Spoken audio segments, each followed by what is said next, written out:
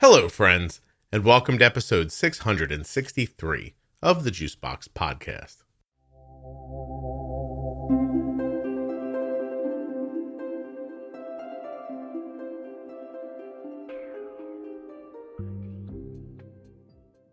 On today's show, Greg is here. He is the father of a child with type 1 diabetes, and today we're going to talk about his experience as well as his child's in this episode of the Juicebox Podcast. It's about this time in the episode when what do I want to tell you? So I've recorded this whole thing. I've gone back, put an edit on it, taken out like weird noises, tried to make it as easy for you to hear as possible, etc. And then I put these bumpers on and I record the ads. After all of that, for some reason, I have the worst time trying to make a synopsis about the episode. At the end, I just think like, I had such a good time talking to Greg. And then when I go to tell you about it, it almost comes out, Greg's on the show. You're going to love it. I don't know. I'm not good at the synopsis part. Please remember while you're thinking about that nothing you hear on the Juicebox Podcast should be considered advice, medical or otherwise. Always consult a physician before making any changes to your healthcare plan or becoming bold with insulin.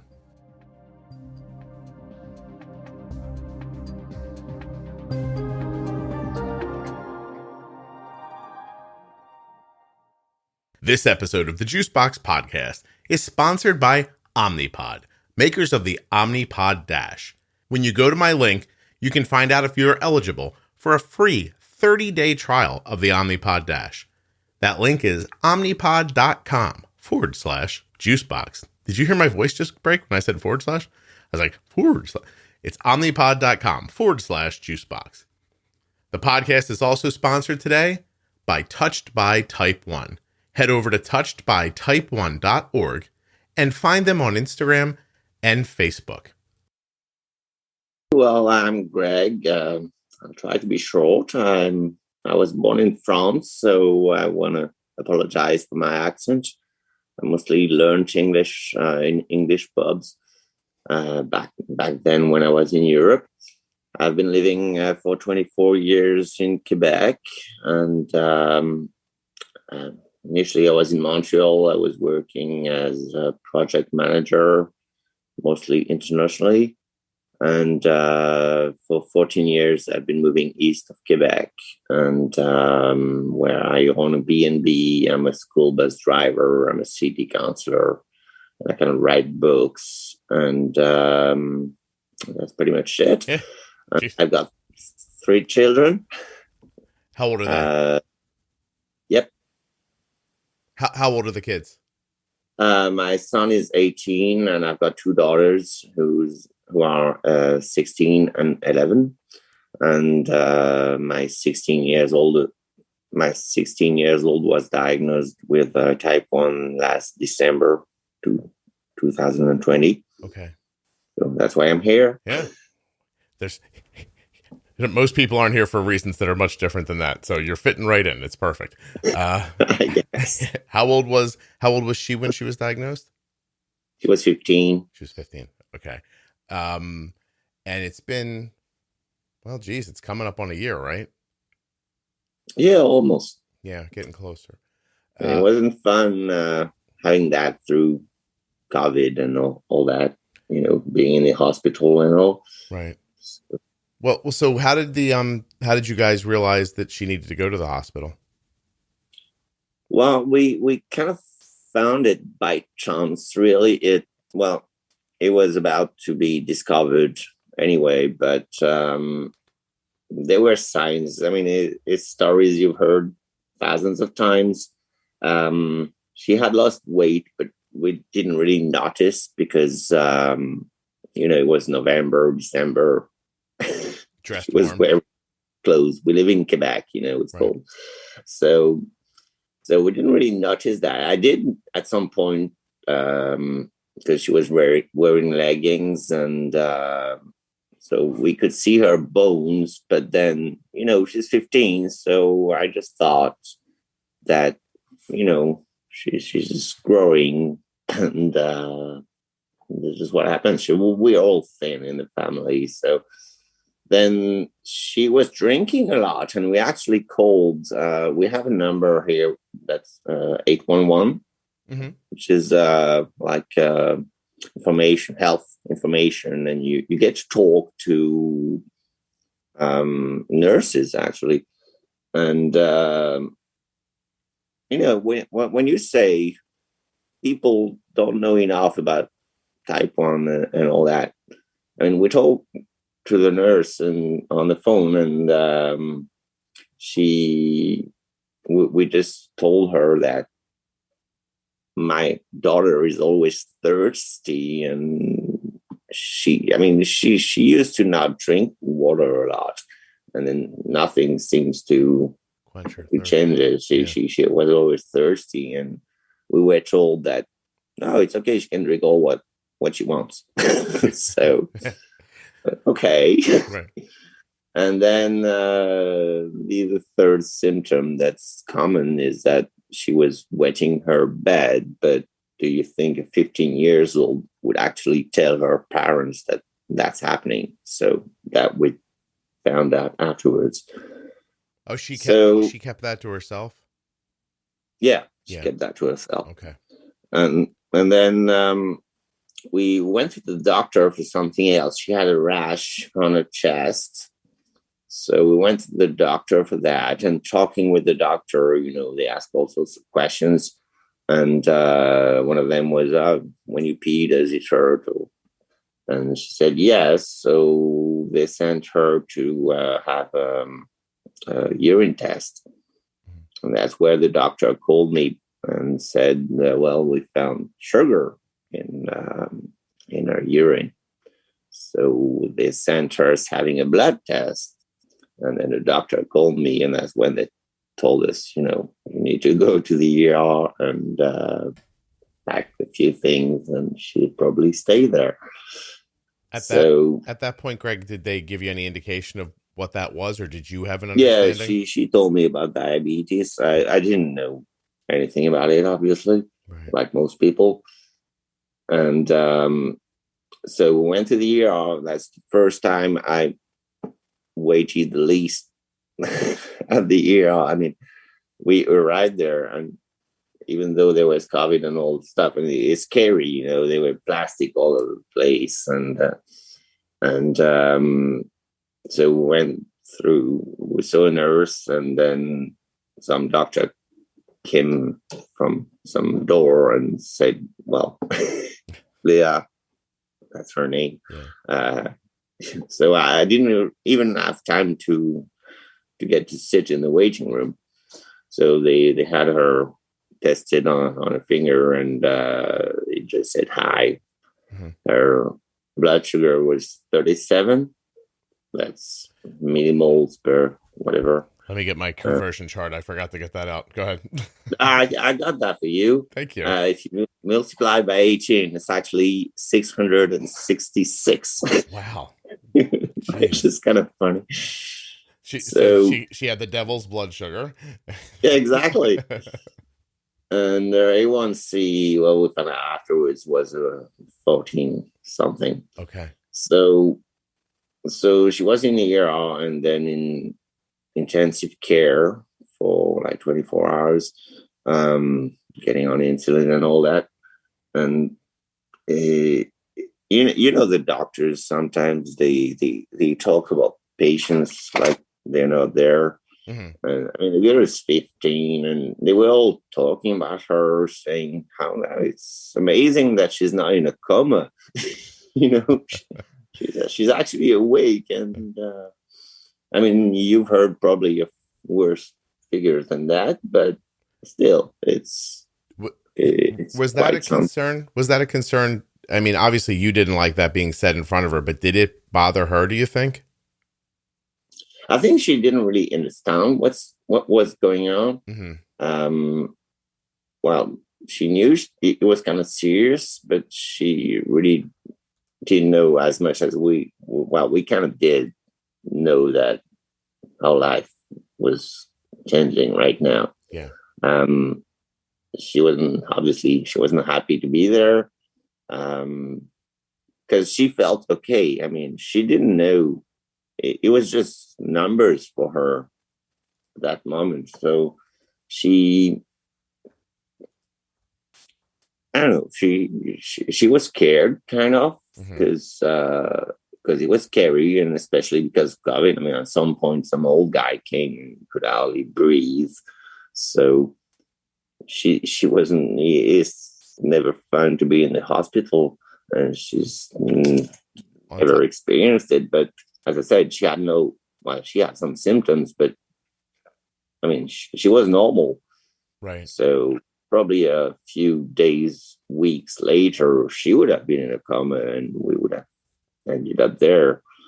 But as I said, we kind of discovered it by chance, and well, that's what happened. Can I ask how COVID impacted the experience? Was it different? It just makes it even more scary, as I said, being in the hospital, and there's plastic everywhere. I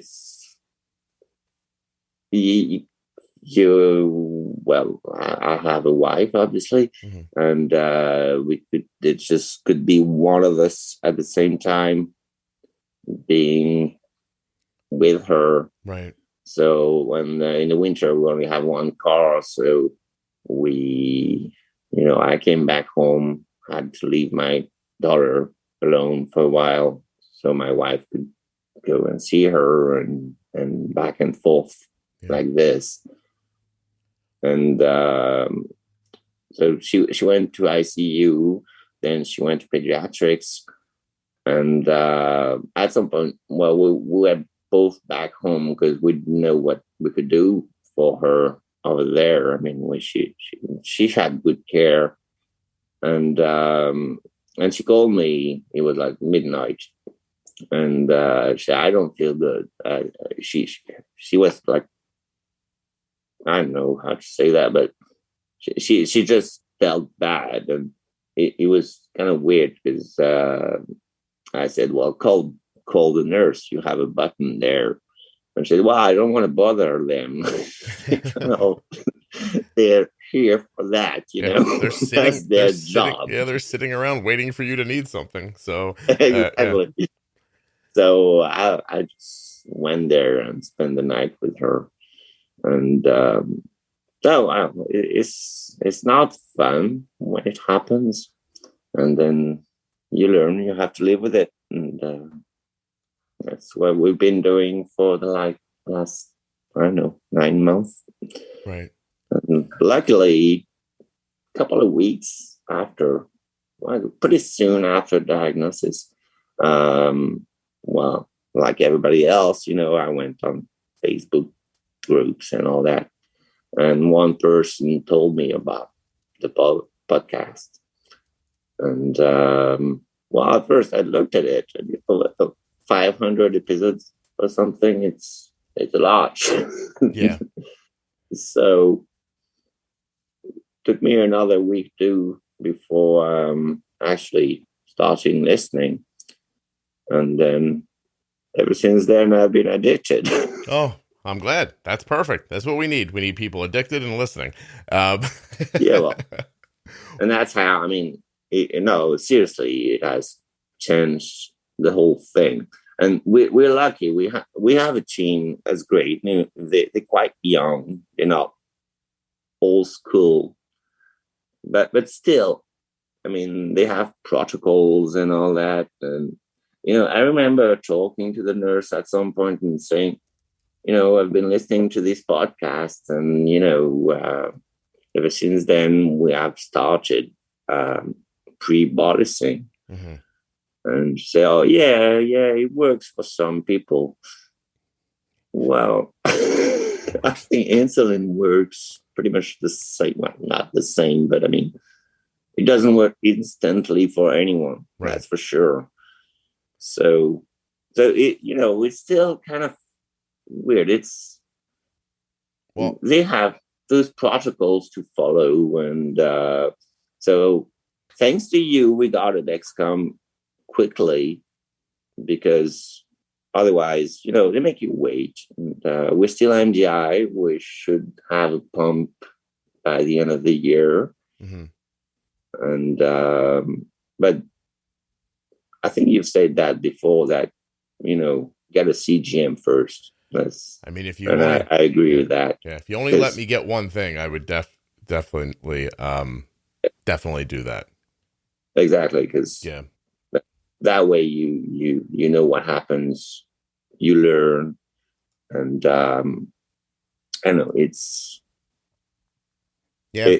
I couldn't go back to Without it, pricking your fingers. I mean, we do sometimes, but the Dexcom, actually, you know what's going on. You know what how food impacts you, or all the other things that impact you. right. So Let me ask you a couple of questions. So it sounds like you're in a part of Canada where they are using modern fast-acting insulin. So I'm happy about that. They didn't try to put her on regular and MPH or anything like that? no, Good. we have Lantus for slow acting and Humanab. Mm-hmm. How did she handle this, the news of the diabetes and the transition? Well, there's been several steps, I think. Initially, well, she had to accept it and realize that, initially she had to break her fingers and her shots, and she still gives herself shots for the first few months. And that's where it's probably different from you, because our daughters are pretty much the same age. Mm-hmm. And but your daughter was diagnosed very young, so pretty much she's lived with it for her whole life. Right. My daughter was diagnosed when she was a teenager, and suddenly her life changes. So initially she told us, well, I don't want to learn about it. I don't want to get involved that much. I'll do whatever you tell me to do. I'll inject whatever you tell me to inject. And but no, I don't want to read books. I don't want to. You just tell me what I need to do. Right. Eventually that changed to, it's okay, I know everything about diabetes, leave me alone. It only took her a few months to learn everything about diabetes. That's perfect. Well, I'm not sure she has, but you know how that is. I mean, yeah. And she doesn't want you she's looking for you guys not to be as involved with it. Yeah, well, it has been a strategy of mine to be a pain in the ass. Sorry, you leave that out. Oh, sure. Because I wanted her to learn about it, because eventually she'll have to deal with it. And I mean, she's already 16, and that's going to be pretty soon that she'll be pretty much on her own with it. So I think those strategies you'll agree with. I mean, I actually bribed her to listen to the podcast. I mean, I paid her to listen to her episode. Maybe she makes more money from the podcast than you do. You think it's possible that there are people out there who are financially benefiting from the podcast better than I am?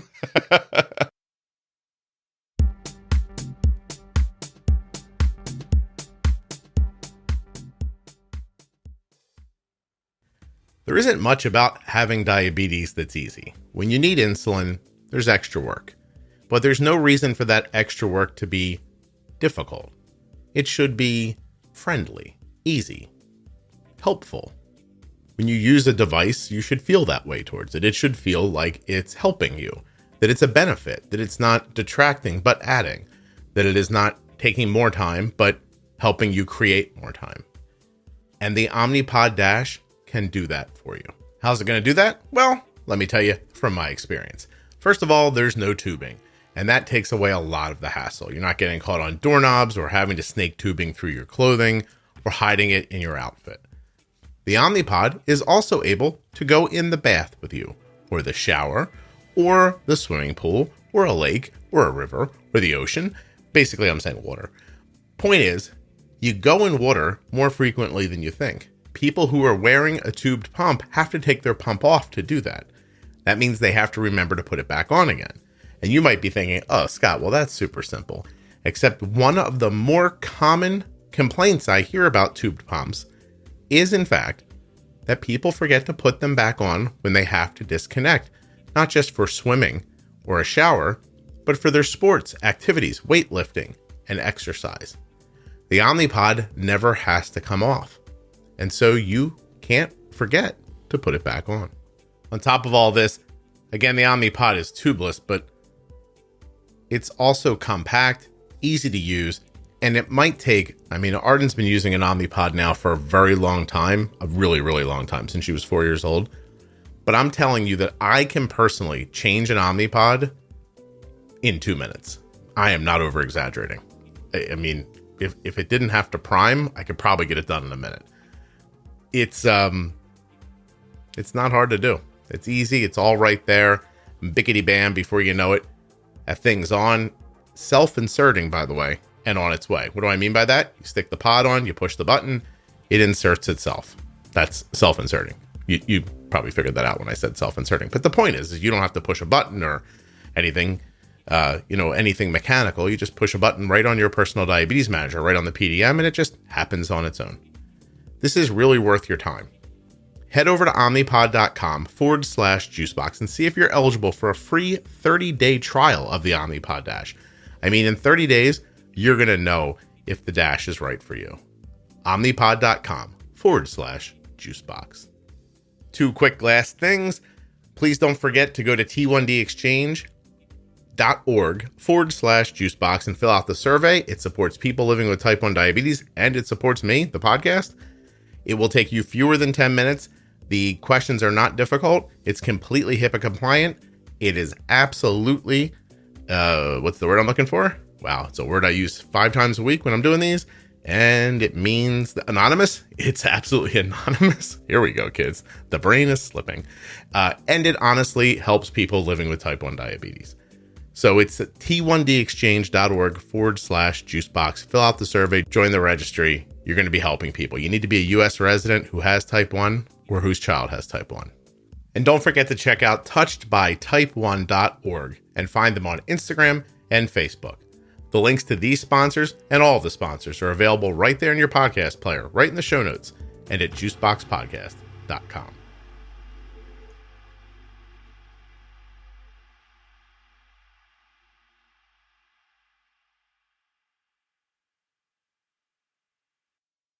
I think there's a little boy in Montana who's got a chainsaw off the whole thing, so it's not bad. Oh, yeah.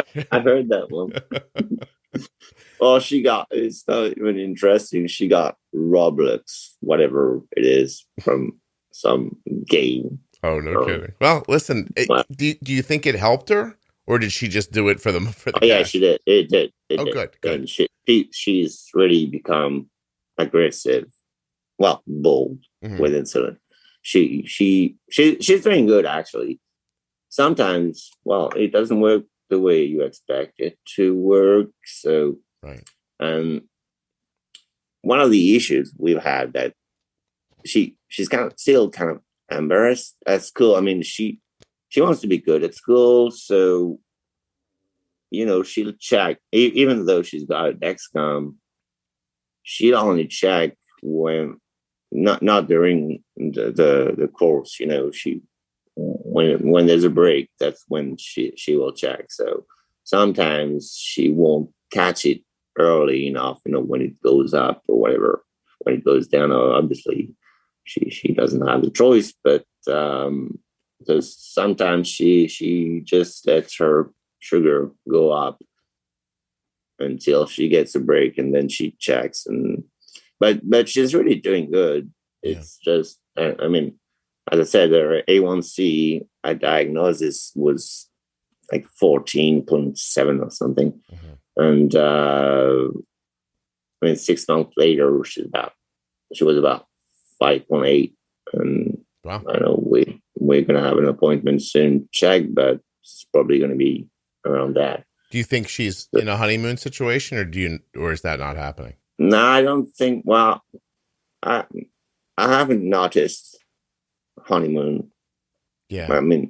I don't know what the normal range of quantity of insulin is supposed to be for 16 years old.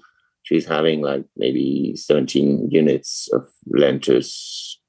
And, she eats a lot of carbs. So probably around 10, 15, 20 units per meal. So how much does she weigh? Do you know about? Oh my God. I don't know.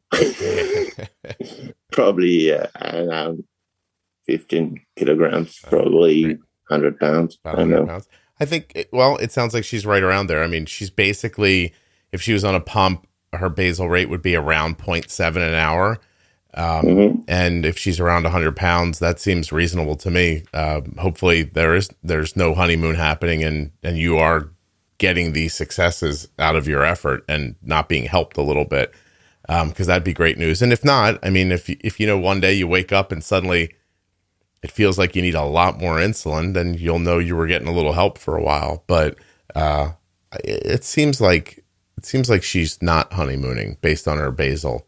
I don't think we have experienced that. And I'm actually quite happy because it sounds nice, honeymoon, I've had one when I got married.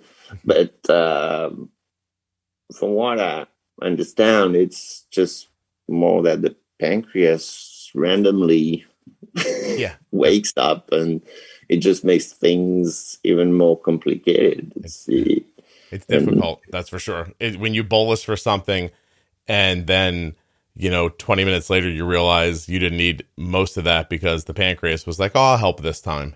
And you're like, well, great. Well, now all that insulin's in there. I don't know what to do. That's another unexpected thing. Like it's complicated enough like this. So, exactly. Well, I'm quite happy she doesn't have one. Yeah, exactly. It's complicated enough the way it is. You don't need to make it worse. That's and then she's a girl. So you have a girl, that. Yeah. She has fluctuations around her menstrual cycle, I would imagine. Oh yeah, it makes a difference. Yeah, it makes a difference. Oh yeah, and the summer makes a difference with and when there's school, when there's no school, when there's an exam, when whatever happens, you have to adapt, and that's why I don't know how we could do that without the Dexcom. It's just our favorite tool. Yeah, no kidding. I see all those people who have problems with it. We've never really, the first 24 hours kind of off, but we don't prick fingers. We trust it, and Greg, might be a little off, but I'm like you. I mean, I don't so much care about the numbers. Well, I do, but about the trends, about the arrows, stability. Yeah, staying in a range. And I mean, she's really stable at night, so I guess basal is okay. Yeah. Well, for the night.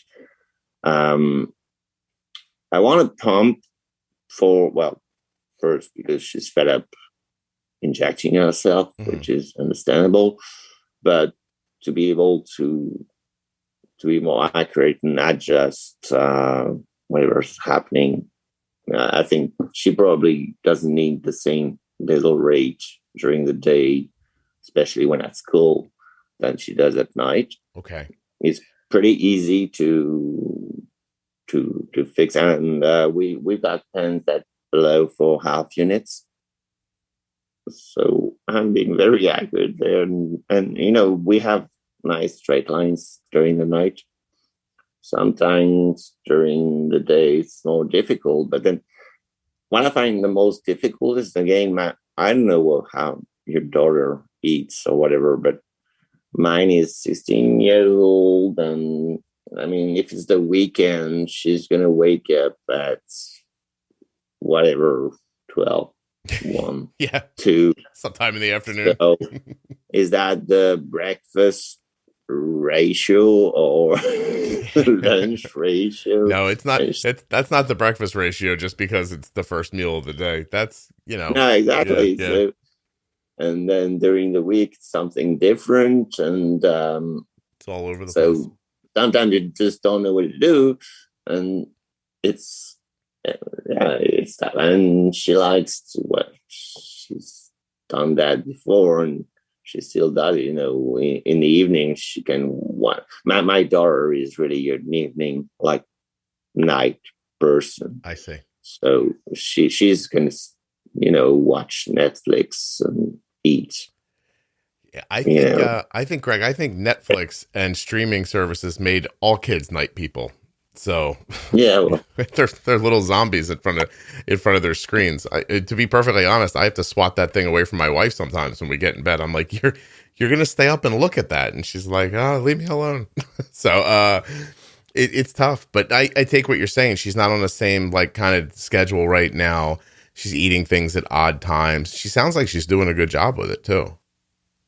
oh yeah, she's fighting. I mean, she's really, as I said, and that's thanks to you.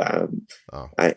I made her listen to the podcast, and I think it's more valuable than any books. And I love books, but I understand. I mean, and all those testimonies and my favorite one. And when I first joined you to be on the podcast, I wanted to ask you many questions about Arden and how she feels about the podcast. And many of those got answered by that episode you had with her. But do you have any left? Do you have any questions left? I'll try to answer. Yeah, what she feels about being like the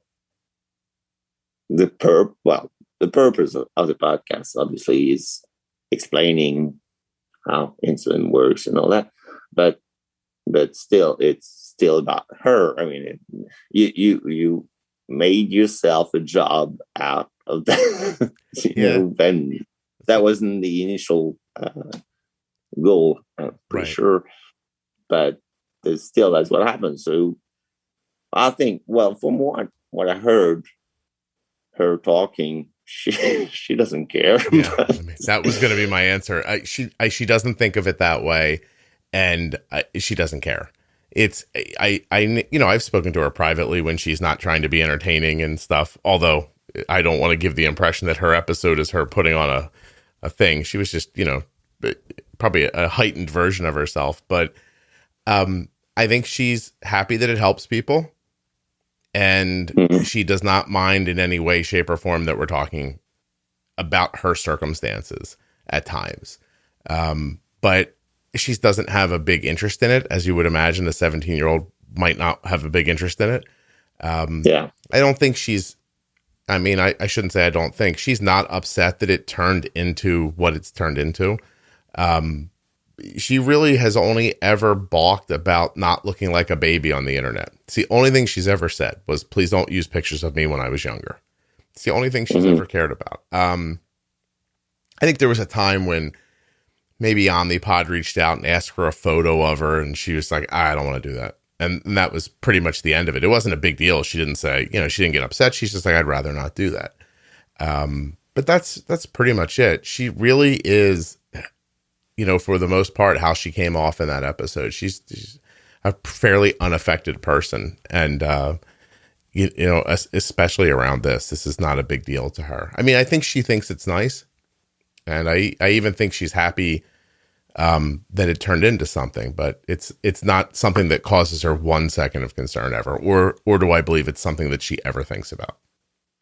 That's a good thing, because one of the things I've been trying to have my daughter do is reach out to people, because she doesn't know anyone who has type 1 around here. And, I'm saying it's doing okay, but I mean, she's been crying lately because she was giving herself insulin and just didn't work, and she just didn't know what to do anymore. So, it's not always easy, and especially as she more and more wants to do things on her own, and she thinks she's understood it all. So it's sometimes she's sad and she's kind of desperate. And I think one of the things that would help her would be to be in contact with people and, just shout, I hate diabetes. You can do that. I tell her she can do that. Yeah. But so being in contact with, teens, I'm her dad. I don't have diabetes, Mm-hmm. I can understand things, but I don't live with it. And I could, if I could, I would take, and many parents have probably said that before, but if I could take it out of her and put it in me, Mm-hmm. I would do it. Great. But I want to bring this up while you're talking about this. I have a note in front of me. I've had it written in front of me for a while now, and it's just an idea for the podcast. And it says, have someone on just to complain. I actually wrote down bitch session. So I that'd be after dark. Yeah, well, I think it would have to be. But I think that I keep wondering if it wouldn't be valuable to just let someone come on and just talk about the parts they hate. You know what I mean? And because everybody must feel the frustration that your daughter's feeling now. And it probably then ends up, resonating with them in different ways. Some people sadness, Sure. some people anger, etc. I keep thinking like maybe it would be interesting to just let someone complain the whole time and just sit over here and cheer them on and ask questions, Maybe you should have several. Yeah, well, I was afraid the entire podcast would turn into people just complaining, so I would just put it in here little bits at a time. I think it's really valuable to understand the detrimental sides and what they can be and how they might affect you. But I think it's more important to live with a positive attitude. Sure. I was saying to someone recently that I talk to so many people who have illnesses, and you can see them fall into these very specific categories. There are people who end up feeling put upon or sorry for themselves. And I'm not even saying that's a decision they make. It's their reaction. And then that colors their life. And you can see people, there's a woman on recently with cancer and type 1, and she's just chosen to have as good of an attitude as she can on every day. And I've talked to both of those kinds of people, and their lives are different because of that decision or that path. Maybe I don't know if you can make a decision to be positive if you're not feeling positive, but I think it's worth trying, so, but at the same time, like I said, all these other issues are worth saying. I just wonder how funny it would be or valuable to put them all together in one place. So I don't know. I'll think about it. Maybe your daughter will come on and just complain for 45 minutes. Well, I asked her if she wanted to be on, but I wouldn't imagine she would want to. No, she's so new to this. I would imagine that you're in an interesting situation where she's been diagnosed, during COVID, which adds a layer. And then she's figuring out how to handle things. It's going pretty well. But now I imagine it's starting to hit her that this really isn't going to go away. Exactly. Yeah. Well, that's the problem. And you and me, we can only imagine that, even if you got loads of experience, you still, you don't live with it. So, what, at some point you realize that, this is just going to continue all the time. I don't know what she would give for 24 hours without it. Yeah. It's just a day without it, and eat whatever she wants. And she eats whatever she wants, but, without thinking about it, not having to think about it, and not having alarms on her phone all the time, and all that stuff. So, yeah, you're making me think one day I should interview a older parent of a type 1 who's been disconnected from diabetes for some time.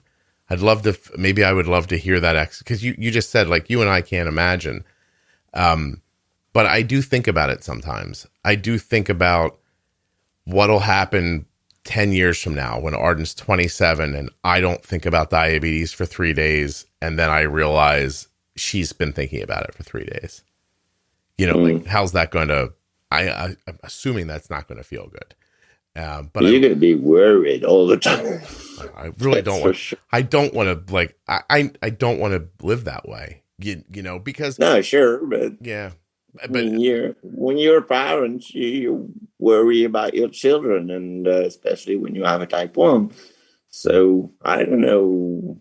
Well, I guess you get used to it like everything else. But when my daughter leaves this house and does it on her own, and at some point I probably won't be following her. I don't know. Right.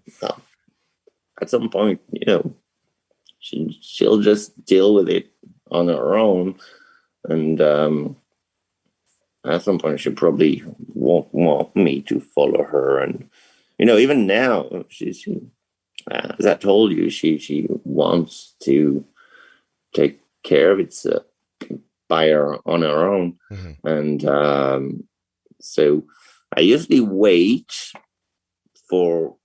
before I go see her in a room, when it's climbing, and say, well, I got her to put alarms low enough that she should react before, and she doesn't always do. So at some point, I just can't wait anymore. And I go there, and I usually get a load of I know I'm high. Yeah. Yeah, well, how come you're high? I mean, why didn't you react before? And when you go high, then you go low, and then it's just a roller coaster. And she knows all that, but No, I understand. It's the balance between me acting, me being involved, and letting her go and be a teenager. But at some point I just can't refrain from going there and acting, like when she was diagnosed, as I said, those were just numbers for her. She's starting to think about possible consequences, and but still she's 17. I mean, even though she's type 1, she's like any 17. She's immortal, in her mind.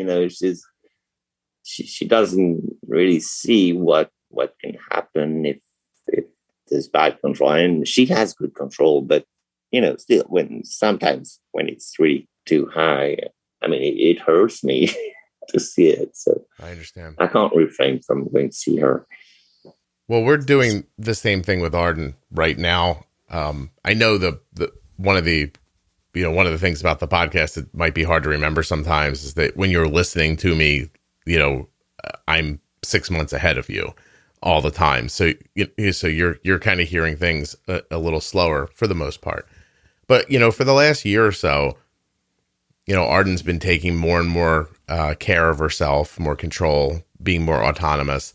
And all the same things exist. I stand outside of her door and you think like, God, like what if she took care of this, and now I'm going to go in here and check on her needlessly. And you wait for her to hear, to take action.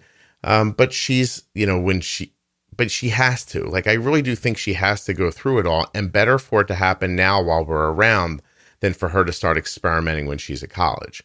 So, let her find out what happens when you don't pre-bolus. Right now, she's been learning about what a site looks like, a pump site looks like when it goes bad. And so, I've let a couple of bad pump sites run for 10 hours sometimes so that she can see that all the extra bolusing she's doing is because the site's not working well. Because she's going to need to, that's a very common thing for people using all insulin pumps. And you need to know what it looks like when that site stops being, as valuable as it had been in the past. So she's not going to learn it if she doesn't see it.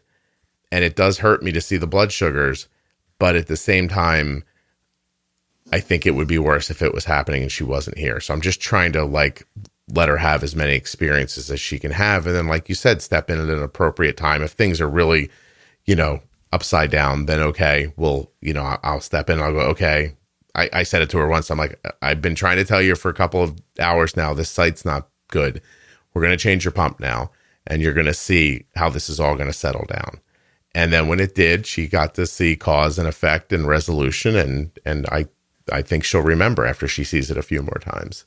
That's pretty much all you can do. I guess it's a transition, but sometimes it's hard to see how it will work. So, because one of the things we have, I don't know about your daughter, but one of the things with teenagers is, as I said, she doesn't go to bed until very, very late.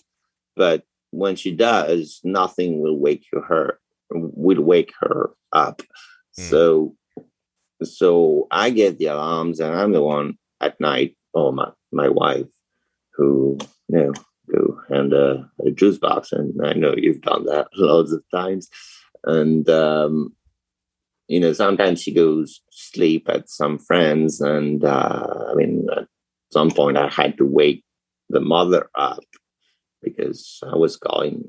I knew there were alarms on my daughter's phone, and I tried to call her, and I knew the phone was ringing, and she didn't know. So I had to wake the mother up, and luckily she heard it. And we haven't had bad lows. But sometimes she gets lows, but and again, normally at night she goes to bed and it would just stay stable. But then as she eats and does whatever at different times, sometimes she's going to do a correction and then go to bed. That's where she can get low.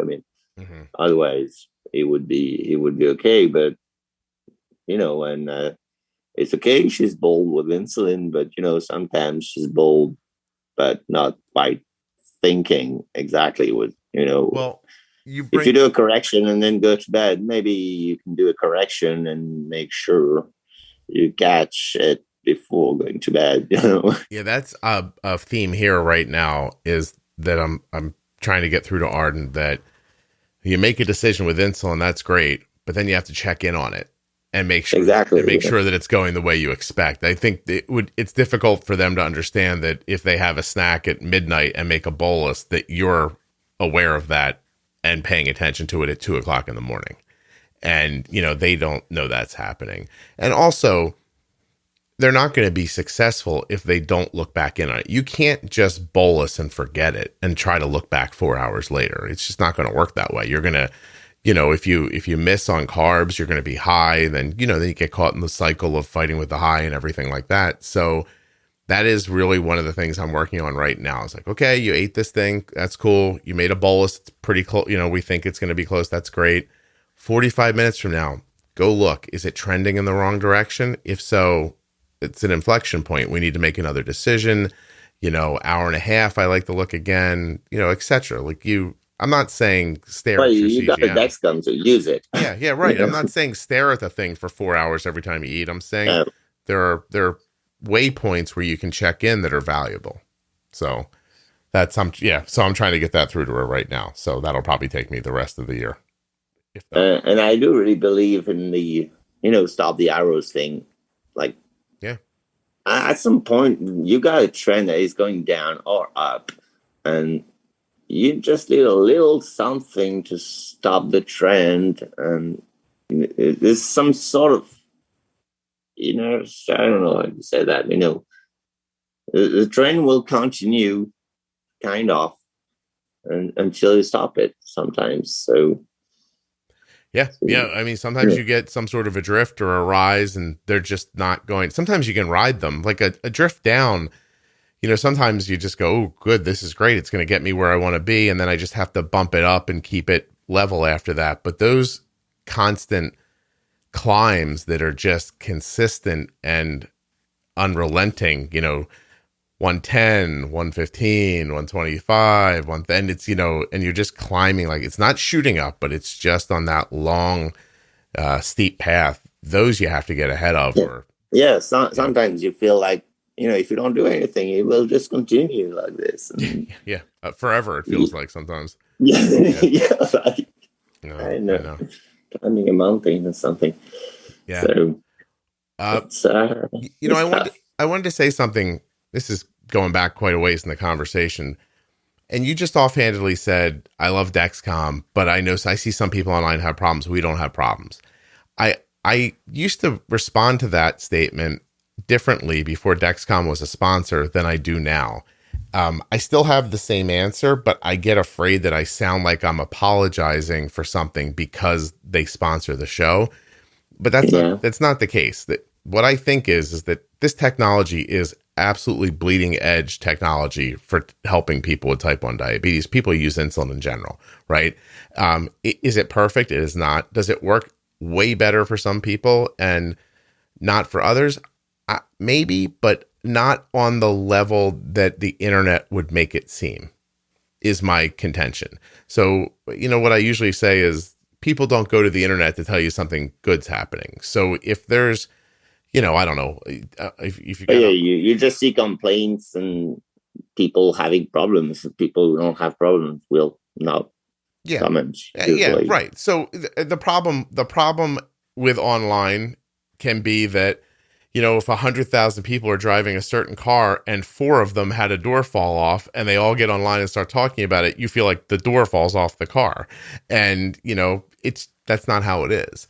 I can give you another example. Yeah. It's pretty much the same. I'm a city councillor, which is, so I'm into politics, and we got a share of people who call me at home to complain, or share of people who always, they've got goals and they're fighting, and they think we're all just not good and all that.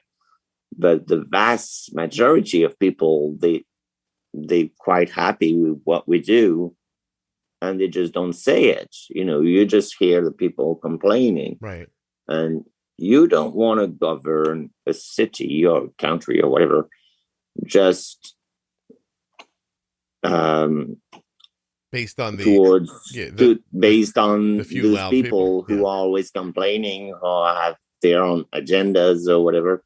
So you have, because most of the people are happy, and if you just hear the people who yell the most, well, then you won't be doing good things, because that's not what the vast majority of people want. So it's pretty much the same.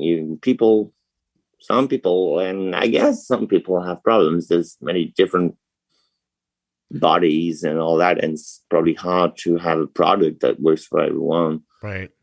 Some people are sweating more, whatever. But then you have to help yourself as well, and choose different sites, choose different way of inserting it, and document yourself. And yeah. No, I mean, listen, and it's not to discount anyone's feelings or their experiences. I'm, using Dexcom as an example, because we started, like, I know they're working on different adhesives right now, trying to make the adhesives better and better and better. But you could go online and see somebody who suffers from a medical adhesive rash and think, oh God, look what that does to people. And then, 10 or 50, I mean, Jesus, if 300 people came in and said, I have an adhesive rash too, that would be horrible. And it is specifically horrible for them.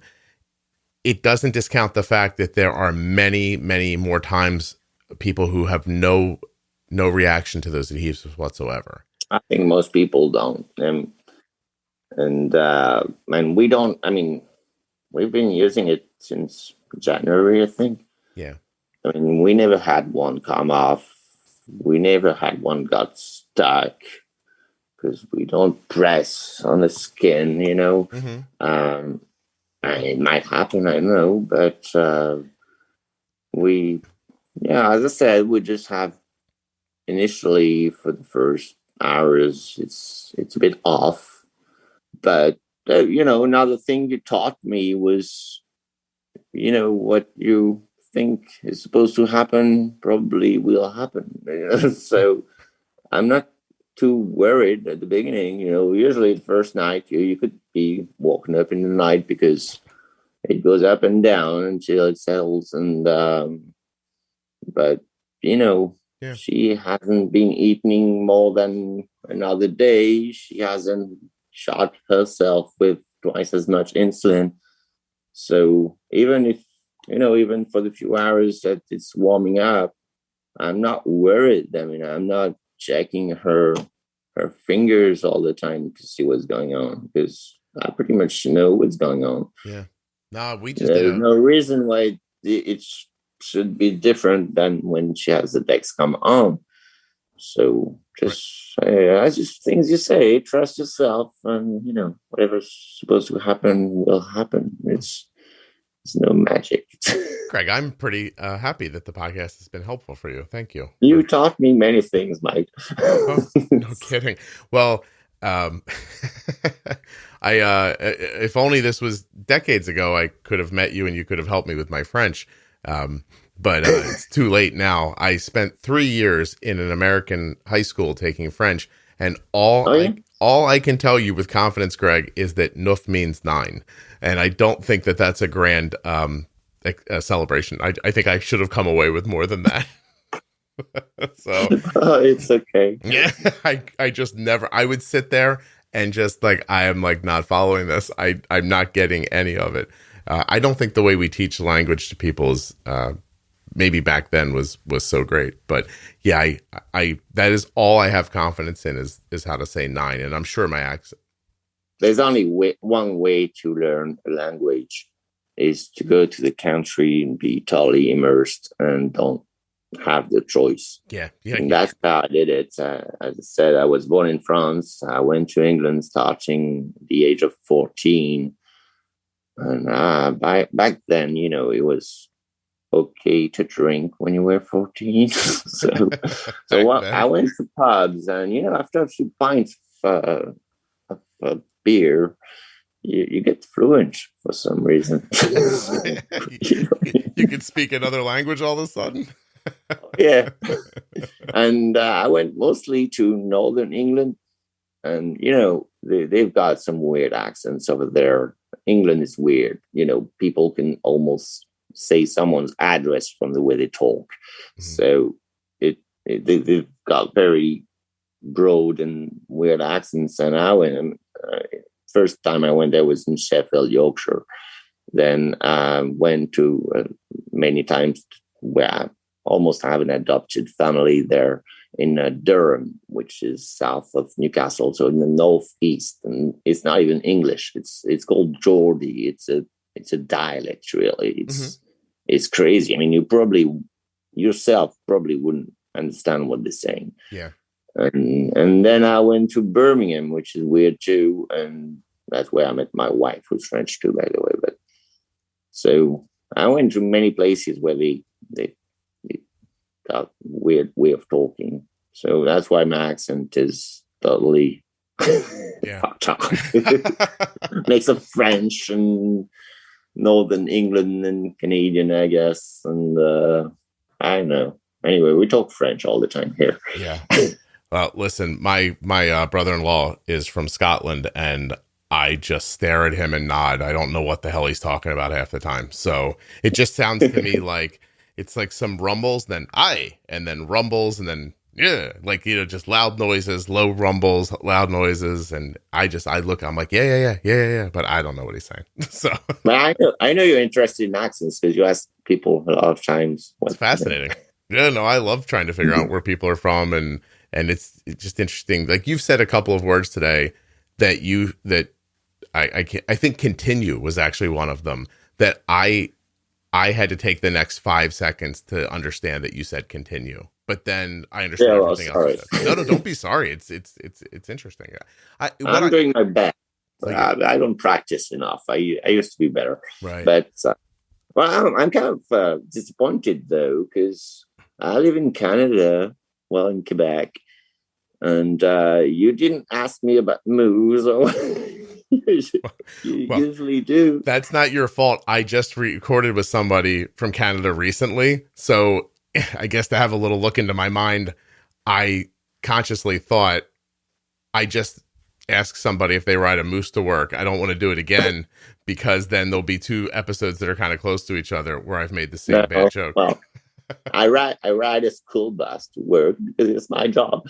So, but mind you, we do see a lot of moose these days, mostly in the back of pickup trucks because it's hunting season. Okay. and in my region, there are many of them.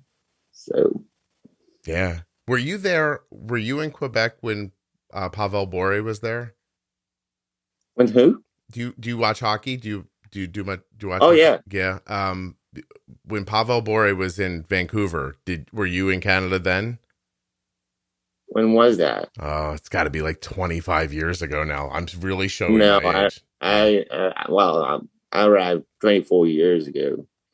I mostly follow junior though, because where I live, we have, I can say it, I mean, Rimouski, that's what it's called. Mm-hmm. And we have a junior team, so about 16 to 20 years old. Okay. And we've had, it's a great team. We've had some of the best players that ended up in the LNH. So we've had Sidney Crosby, we've had Vincent Le Cavalier, and lately we've had Alexis Lafrenière, who's now in New York. Mm-hmm. So it's a lot of fun because I used to live in Montreal where, well, as the Canadians were not doing that good. I mean, yeah, they did the series this year because, well, thanks to COVID, otherwise they wouldn't have made it.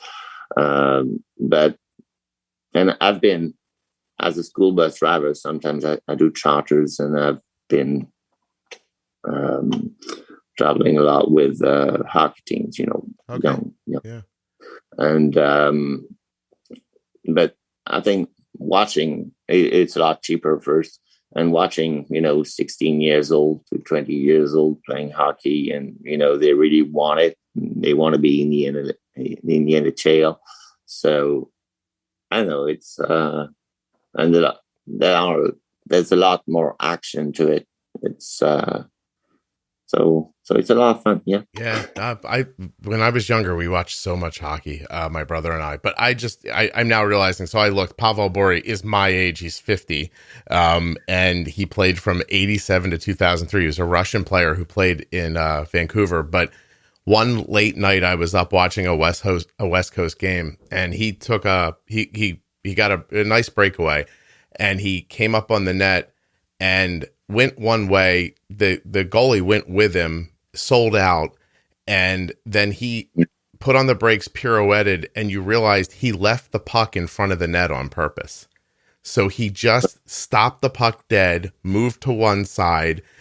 The goalie dove. He spun almost 360 degrees and just tapped the puck in. And it was one of the more magical things I've ever seen in my life. So he always pops in my head as being just like a really flashy, fun player to watch when he was younger. But anyway, I could ask you if there's a polar bear in your backyard, but I just assume there is. No, there's no polar bear. No polar bears. We're not that north. But we do get a lot of snow though. We get probably about 15 feet of snow per winter, and it doesn't melt. I mean, it started from November, December. It just stays there until beginning of May, which might sound scary. I think you don't really like cold, but no, I don't. Yeah. But it's fun. I would imagine it's beautiful. Like it. It is and pretty. These days, I mean, the colors are amazing. It's sunny and it's. And your area is very French Canadian, where you are. Oh yeah, totally. Yeah. Okay. Yeah, we're in East Quebec, like close to the Gaspé Peninsula. Mm-hmm. And yeah, there are a few English-speaking people, but not much. So French Canadian. Does it feel like a lot of small countries in one country? Or you mean Canada? Yeah, like do you feel Canadian or do you feel French Canadian? I guess, or like how do you think of it? Or do you feel French living in Canada? Oh yeah, French Canadian, totally. Yeah. Well, the history about it. We were supposed to make a country out of it, just didn't happen. Mm-hmm. But we are very different, I guess, from the rest of Canada. I mean, culturally, in many ways, it's a different country. I see. But probably like the US. I mean, I don't want to hurt people's feelings here, but I've got a theory that, civilization lies close to the sea. So I'd say in the US, it's mostly East Coast and West Coast, and the middle is a bit different. And I'd say Canada is about the same. The same landlocked places feel different than coastal areas.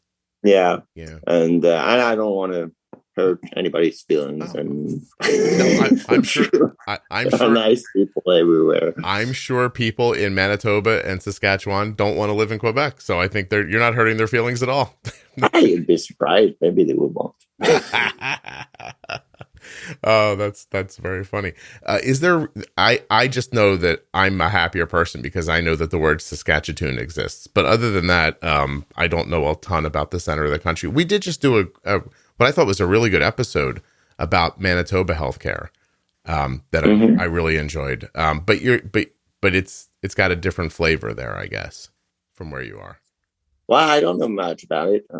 Honestly, I've been to Quebec, Ontario, and British Columbia, mostly. But speaking about healthcare, I don't even know how it works in Manitoba.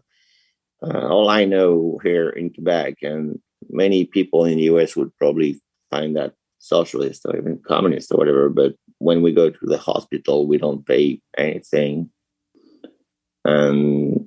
It's not perfect, but most of our supplies are partly paid for by either private insurance or the government. I see. You always get something, right. But when you go see a doctor, when you go to a hospital, you don't pay anything, and I don't know how I would do it otherwise. I mean, just a week in the hospital when my daughter was diagnosed, with a stay in ICU and all that must cost a fortune in the US, I guess.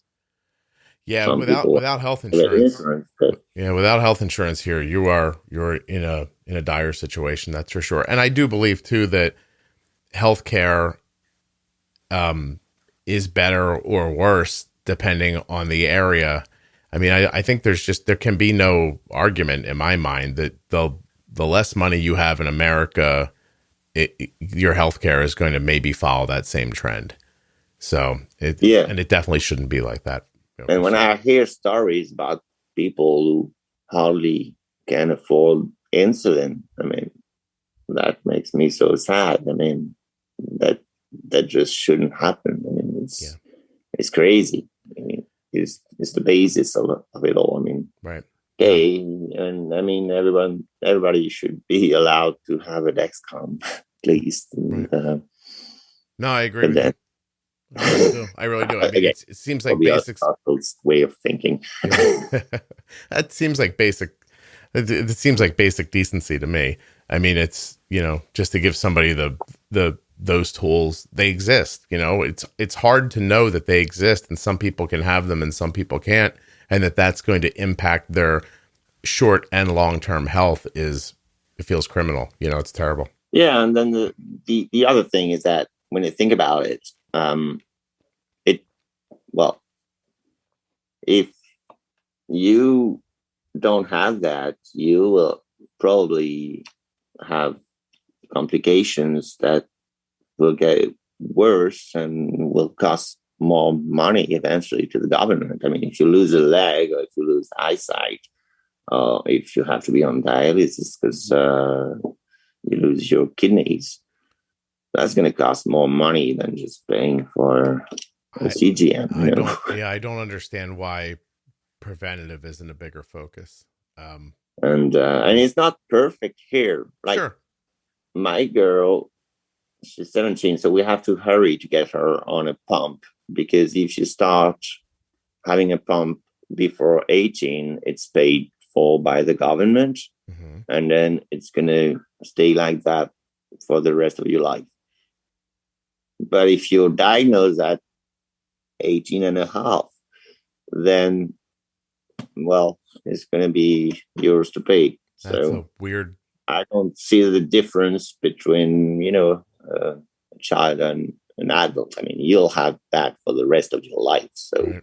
Why should there be a discrimination against age? I don't really understand. What it sounds like to me is that the government that made that decision did not want to look callous towards children, but they also don't want to pay for people's insulin pumps. So, Exactly. yeah, right. So, And it does cost a lot of money, but again, I think that it will cost more money in the long term because, as I said, the hospital and everything is free. So if you have to go every 3 days because your kidneys don't work, if you have to go every 3 days to the hospital, well, then it's going to cost them more money. yeah, you would think that's It's like short-term view, really. It's and even if it doesn't cost that much more or less, where's the value on health and happiness instead of, well, we'll just let whatever happens, and then we'll make them comfortable at the end. That's a backwards way of thinking about things. yeah, it's kind of sad, Yeah. but I'm happy that we are here because we can easily afford to, give her good treatment and. No, I'm happy for you that you have it. I really am. I'm excited to think that she's getting a pump, and I think it's going to make your life even that much easier. Can I ask, Greg? Is there anything we haven't talked about that you want to talk about? Because I'm up on a schedule problem today and I can't linger. So I want to make sure I get to everything that. Yeah, that's perfect. Well, I don't know. We'll still thinking. Well, initially I was really into the Omnipod, and I probably still am. So we're still thinking. I'm trying to have my daughter read and figure it out by herself what she wants. But between the Omnipod and the Tandem G-Slim, yeah, or the Control IQ, I don't know. Have you tried that? Yeah, I know you've been on the Omnipod. She's been on the Omnipod. Yeah, we haven't used the Control IQ. I've interviewed a couple of people who have, and I'm looking for more who really can talk about it in a real specifically, positive, not positive, but helpful way.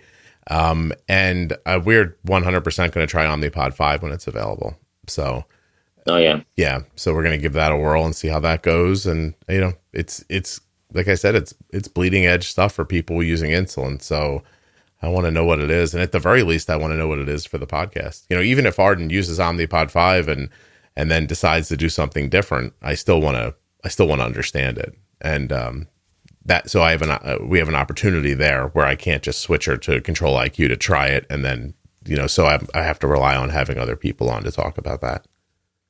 Well, I think I'll let my daughter choose anyway. If she might to read and, instruct herself.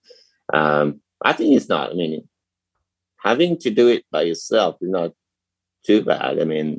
Actually, I think it's good. Control IQ is probably a great thing, but then I prefer to have my hands on the wheel,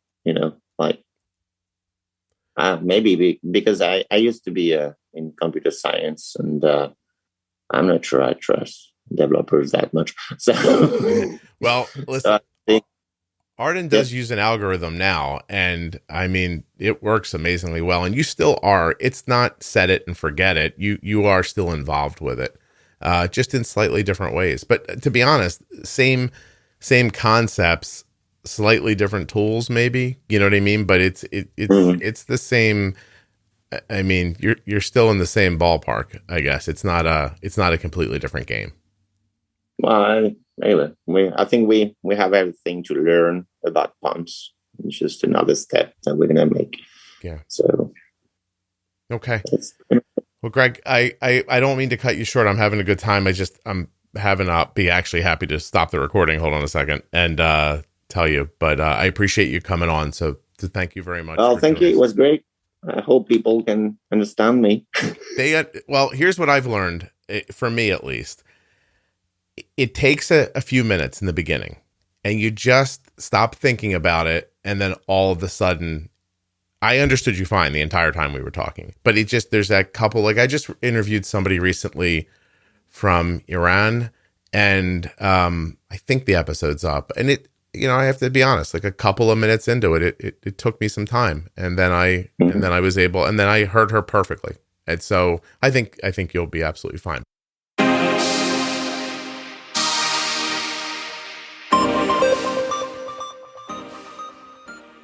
First, I'd like to thank Greg for coming on the show and sharing his story. And then I want to thank Touched by Type 1 and remind you to go to touchedbytype1.org and find them on Facebook and Instagram. I also want to thank Omnipod, makers of the Omnipod DASH. Head over now to find out if you're eligible for a free 30-day trial of the Omnipod DASH. It's omnipod.com/juicebox. For full safety, risk information, and free trial terms and conditions, you can also visit omnipod.com/juicebox. Isn't that convenient? It's all in the same place.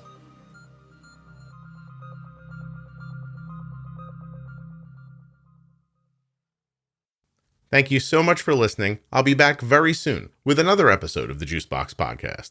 Oh, and by the way, if you're listening in a podcast app right now, please subscribe or follow. If you're in the Apple Podcast app, just hit follow. Just follow the show. I mean, you can also turn on auto downloads if you want, which I would really appreciate, but following the show is a big deal. Same thing in Spotify, Amazon Music, whatever app you're in, hit follow or subscribe, whatever your specific app allows for.